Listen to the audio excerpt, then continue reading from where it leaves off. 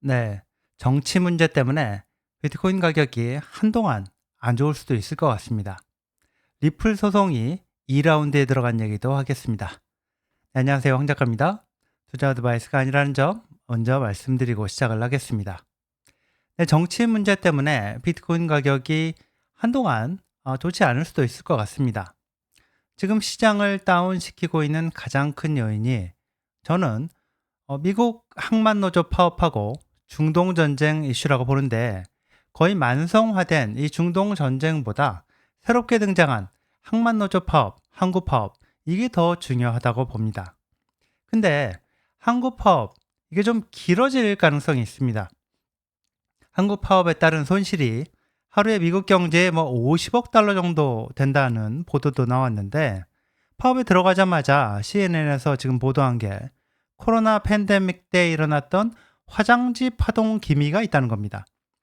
그럴 필요가 없다고 보도를 하고 있는데 어디 사람들 마음이 그런가요? 코로나 때 겪었던 화장지 파동이 날까봐 많이 사서 쟁여놓는 사람들이 당연히 생기는 거라고 봅니다. 자, 문제는 바로 이겁니다. 바이든 대통령이 한국 파업에 개입하지 않겠다 이렇게 밝힌 건데요.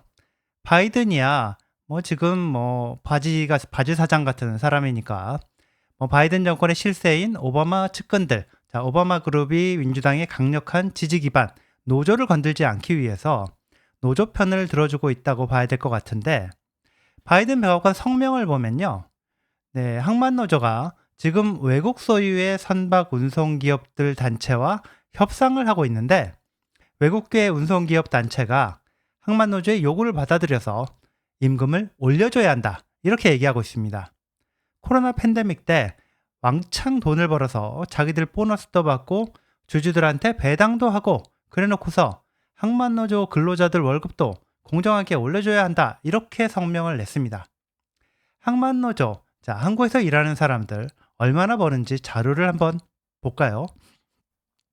네, 평균 연봉이 보면요. 자, 여기 빨간색으로 된 부분들이 항만노조 관련된 부분인데 이걸 보면요. 평균 연봉이 20만 불에서 30만 불 정도 되는 걸로 그렇게 나옵니다. 자, CBS의 보도를 보면요. CBS 보도를 보면 시급으로 보면 그렇게 많지 않지만 시간당 급여, 추가 교대 근무를 통해서 더 받을 수 있기 때문에 뉴욕 항구 근로자, 자, 뉴욕 항구 근로자의 경우 3분의 1 이상이 20만 달러 이상을 벌었다고 그렇게 나옵니다. 자, CBS에서 인용한 자료가 바로 이 자료인데요.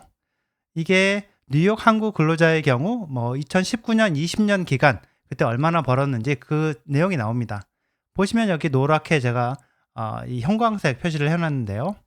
이렇게 보면 이 중간 지대에 있는 사람들, 항구 노동자, 항만노조 근로자들 연봉이 10만 불에서 30만 불 사이인 걸로 이렇게 나옵니다.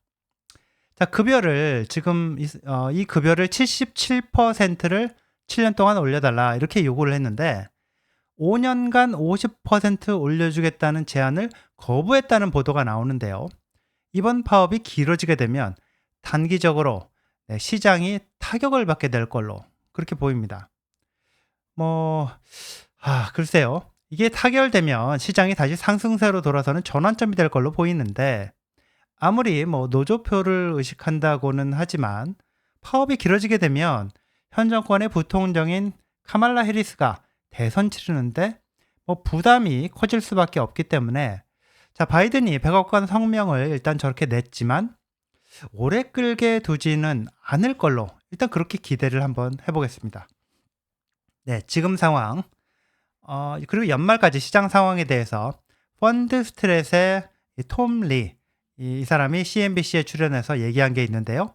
상당히 설득력이 있다고 봅니다. 네, 톰 리의 얘기가 지금 중동 전쟁 그리고 항구 파업 두 가지가 시장을 다운시키는 요인인데 둘 다 일시적인 거라고 봐야 한다. 금리 인하 사이클이 시작이 됐고 중국이 돈을 풀기 시작을 했고 그래서 현재 5,700 정도인 S&P 지수가 연말까지 6,000까지 오를 걸로 본다 이렇게 말을 합니다. 그래서 지금 시장이 하락할 때는 사야 하는 때라고 본다. 자, 일시적인 악재가 지나고 나면 연말까지 호재가 이어질 거라서 그렇다. 이렇게 얘기를 하는데요. 네, 또 전쟁이 발발하면 경제 위기감이 급증을 하는데 최근까지 일어난 대부분의 전쟁을 보면 주식을 비롯한 투자 상품을 사야 하는 사건이었다. 이렇게 말을 합니다. 예외적으로 2022년 2월 우크라이나 전쟁의 경우에는 당시가 이 연준의 금리 인상 사이클에 있었다는 점, 금리 인상 사이클에서 전쟁이 발발했다는 점, 그 점이 좀 달랐을 뿐이었다. 이렇게 얘기를 하면서 이번 중동 전쟁도 이게 뉴스를 듣고 팔아야 하는 이벤트가 아니라 사야 하는 이벤트라고 말을 합니다. 네, 리플 XRP 얘기를 좀 하겠습니다. 제가 예상했던 대로 SEC, 미국 증권거래위원회가 리플 1심 판결에 대해 항소를 하겠다는 항소 통지서를 2심 법원에 제출을 했습니다. 1심 판사, 이 토레스 판사의 판결에 승복할 수 없기 때문에 항소를 한다는 건데요. 항소한다는 통지서만 제출한 상태라서 어느 부분에 대해서 항소를 한다는 건지 그건 뭐 아직 나오진 않았죠.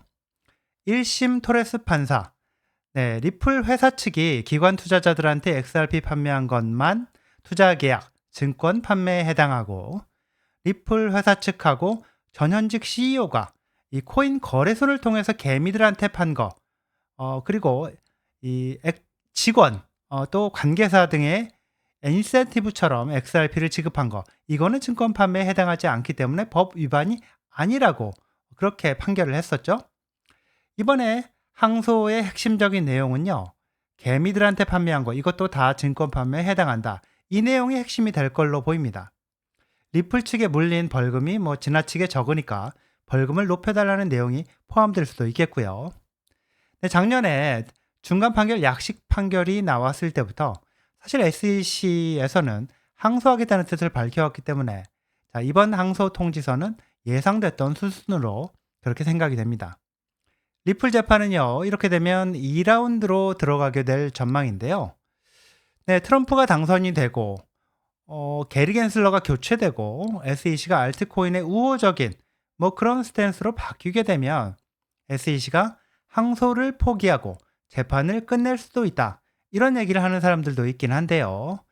그거는 대선 결과를 봐야 되고 트럼프가 당선된 뒤에 된다면 트럼프가 당선이 되는지 당선된다면 게리 겐슬러가 교체될지 그것도 봐야 되고요. 교체된다면 그 다음에 리플 소송을 취하할지 그것까지 봐야 되는 거라서 이게 가정을 더하는 거라서 아직까지는 리플 측의 희망사항 정도로 봐야 될 것 같습니다. 리플 법률 담당 임원 스튜어트 알데로티, 이 사람이 하는 말은요, 리플도 1심 법원 판결 결과에 불복해서 우리도 항소할 수 있다. 이런 건데요. 기관한테 XRP를 판 것도 그것조차도 증권 판매로 우리는 인정할 수 없다. 이렇게 항소를 할 수도 있다는 건데 큰 의미는 없어 보입니다. 리플의 우호적인 판결을 한 토레스 판사조차도 그거는 증권 판매라고 한 게 이 기관 대상 판매였다고 보면 말이죠. 리플 관련된 XRP 관련된 뉴스가 또 큰 게 또 있죠. ETF 운용사 이 비트와이즈가 XRP 현물 ETF 신청서를 제출을 했는데요. 트럼프가 당선될 경우에 승인해 줄 수도 있다. 이렇게 보고 신청을 한 걸로 보입니다. 근데 수상한 게 XRP 가격을 보면요. 지금 크게 떨어졌죠. 하루 만에 12% 가까이 떨어졌으니까 굉장히 많이 떨어진 건데요. 아니 ETF 신청했다는 그런 그 뉴스까지 나왔는데 이렇게 떨어진 게 좀 의아할 수도 있는데 시장에서 ETF 신청이 별게 아니라고 보기 때문이 아닌가 하는 생각이 좀 듭니다. 이더리움 현물 ETF를 보면요. 10월 1일 현재까지 현황 이게 7월 말에 시작이 됐죠. 거래가 시작이 됐는데 승인되고 거래가 시작이 됐는데 2개월이 넘는 기간에 돈이 들어오는 게 아니라 보시면 이렇게 마이너스입니다. 순유입금이 마이너스 5억 7,200만 달러. 이렇게 되는데요. 돈이 빠져나간 걸로 나오죠. 팔고 나가는 사람들이 훨씬 많다는 얘기가 되겠습니다. 이더가 지금 이 꼴인데요. XRP 현물 ETF에 과연 돈이 얼마나 들어올까? 큰 기대가 없고 그래서 ETF 신청했다는데 가격은 오히려 더 떨어진 게 아닌가 싶습니다. 물론 예상되었던 SEC의 항소, 자, 이것도 겹쳐진 것 같고요. 네, 여기까지입니다. 시청해 주셔서 감사합니다.